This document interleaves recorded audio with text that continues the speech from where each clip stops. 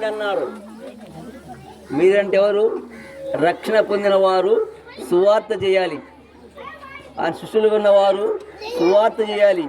నీవు అని చెప్పలే, మీరు వెళ్ళి సువార్త చెప్పండి అంటే సంఘముతో కలిసి సువార్త చెప్పాలి. అది బాధ్యత, సంఘ బాధ్యత.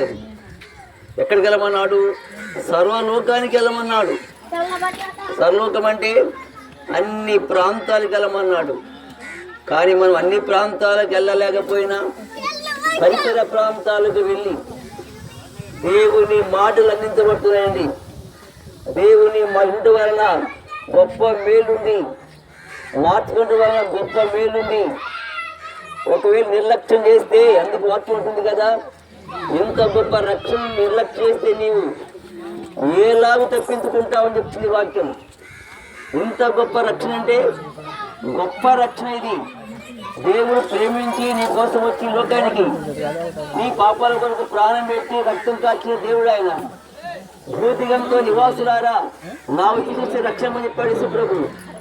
కానీ ఆ చూడు, ఆ చివరికి చూడొకసారి ఆయన చేతుల్లో మేకులు, పాదాల్లో మేకులు, తలలో ముళ్ళగిడ్డము, శరీరం అంతా రక్తాలైపోతా ఉంది. ఎవరి కోసము? నీ పాపాల కోసమే కదా. కనుక ఆ యేసుక్రీస్తు విశ్వాసం నుంచి చిన్న ప్రార్థించుకో. యేసు ప్రభువా, నేను పాపిని అయ్యా, తెలిసి తెలియక పాపాలు చేశాను ప్రభువా, నన్ను క్షమించి జరుపుకున్నట్టయితే యేసు ప్రభు నీ గొప్ప పాపాలను కూడా క్షమించి నీ జీవితాన్ని మార్చి నీ నెమ్మది శాంతించేవాడు ఉన్నాడు. యేసుక్రీస్తు విశ్వాసం ఉంచండి, అప్పుడు మీరు మీ ఇంటి వారిను గొప్ప రక్షణ పొందురు.